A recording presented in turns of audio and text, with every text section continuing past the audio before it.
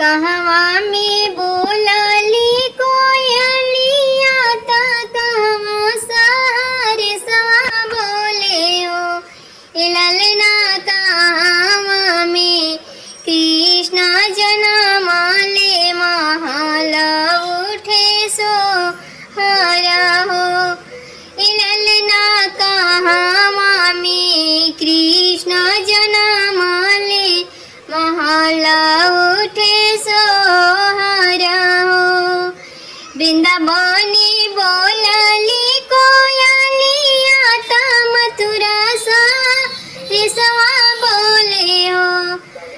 वृंदावनी बोलली कोयलिया ता मथुरा सवा बोले हो। ललना गोकुला में कृष्ण जन्म ले महल उठे सोहरा हो। ललना गोकुला में कृष्ण जन्म ले महल उठे सोहरा हो। केकराई कोकी जन्म कन्हैया ताके मगन बाड़े हो। सखी केकरा घरे बाजला बधाइया महल उठे सोहरा हो। ललना केकरा घरे बाजला बधाइया महल उठे सोहरा हो। देवकी के कोखी जन्म कन्हैया ता वासुदेव जी मगन बाड़े हो। देवकी के कोखी जन्म कन्हैया ता वासुदेव जी मगन बाड़े हो। ललना नंद घरे बाजला बधाइया महल उठे सोहरा हो।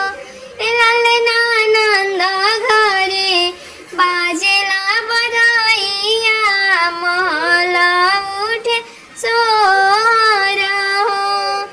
खुश बाटे गोकुला नगरिया ता घर घर बधाइया बाजे हो। खुश बाटे गोकुला नगरिया ता घर घर बधाइया बाजे हो। ललना सोहरा गावेली गोतिनिया जसोदा मोह लुटावेली हो। ललना सोहरा गावेली गोतिनिया जसोदा मोह लुटावेली हो। कान्हा जेलावा में ले अवतारियो बधाई गोकुल में बाजे। कान्हा जेलावा में ले अवतारियो बधाई गोकुल में बाजे। खुश बाड़ी नंदा खुश बाड़ी जसोदा। खुश बाड़ी नंदा खुश बाड़ी जसोदा। आहे खुश बड़ुए गोकुला के नर नारी बधाई गोकुला बाजे। कान्हा जेलावा में लिहले अवतार हो बधाई गोकुला बाजे। कान्हा जेलावा में लिहले अवतार हो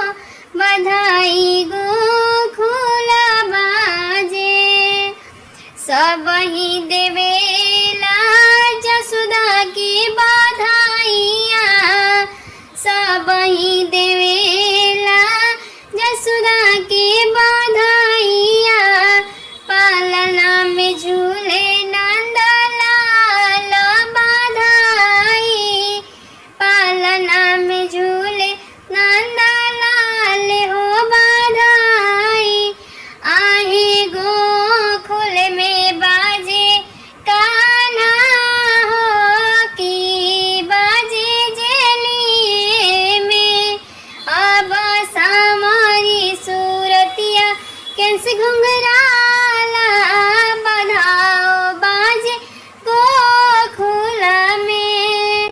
मोरा मुकुट माथे पर सोहे, चंदन चमके लीला रे हो बधाई बाजे गोकुल में। गोकुल में बाजे गोकुल में, कान्हा जेलिया में लिहलिया अवतार हो बधाई बाजे गोकुल में। कान्हा जेलिया में लिहलिया अवतार हो बधाई बाजे गोकुल में।